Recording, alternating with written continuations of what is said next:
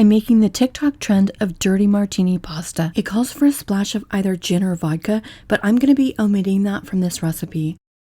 I'm going to be using spaghetti, but you can use linguini or angel hair pasta if you like. I'll be using these Manzanilla olives that I picked up from Trader Joe's. A lemon, some garlic, and some olive oil. If you wanted to use one of those small packs that I also picked up for 99 cents, you could do that, but we are going to be using a little bit of the olive brine in the pasta. So that's why I went ahead and just decided to get a bottle. I believe that this recipe originated from Rachel Ray. She did a version of this pasta with shrimp, and the TikToker didn't use shrimp and instead added blue cheese to hers. So I'm definitely excited to try this because I do love olives, and I think that the mix of blue cheese and olives might be very nice together.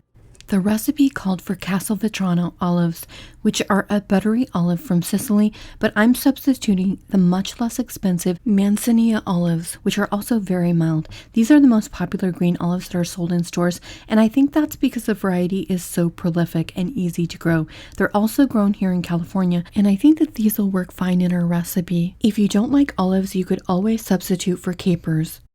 This recipe calls for larger curls of zest, but I don't have a zester that makes the big pieces. So I'm just going to use this grater for now. I just ordered one from Amazon, but it's not here yet. I ordered the zester because I do love using a lot of lemon in the summer months. So I think it's definitely going to come in handy for lots of dishes. And because this recipe calls for you to use some of the brine of the olives, I'm going to go ahead and rinse these olives. I'm just worried about the dish being a little bit too salty.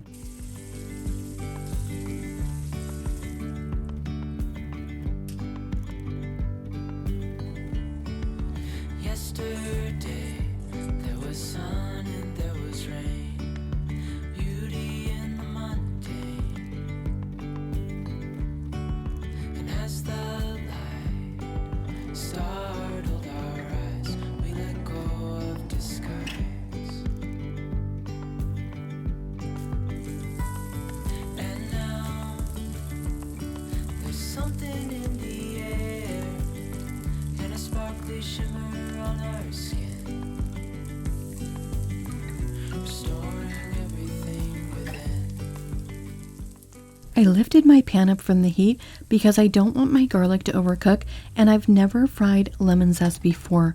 The lemon zest cooked very quickly. I think if I cook this again, I'll put the lemon zest in last.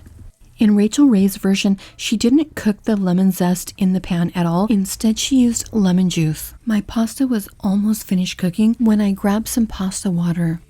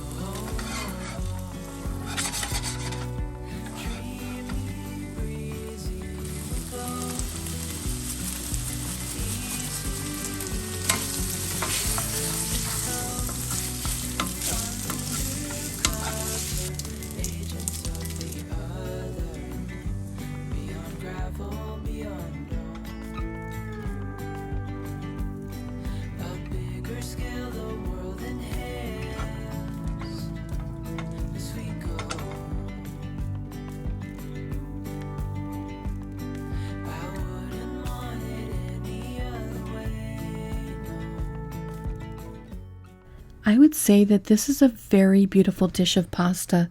I'm going to try this before I add the blue cheese. Wow, this is really good. It's not as salty as I thought it was going to be, so I think I could have gotten away without draining the olives. I would be okay eating it just like this without anything else. You could also add a sweet element with some roasted tomatoes or sun-dried tomatoes. I think that would be a nice complement to the olives. Okay, let's try it now with the blue cheese.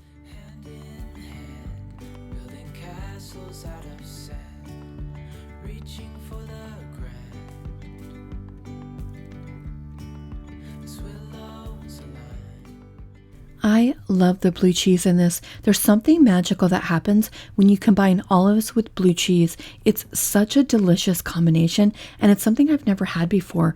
This is one of those kind of meals that at night when you find that you can't sleep and then you start thinking about a meal that you want, you start craving it. This is that meal that I would want to get up and get in the kitchen and make a nice big bowl for myself. That's how delicious this is. If you don't like blue cheese, obviously you're not going to like this. Maybe you could try this with feta instead, but you definitely want to watch the salt if you do that.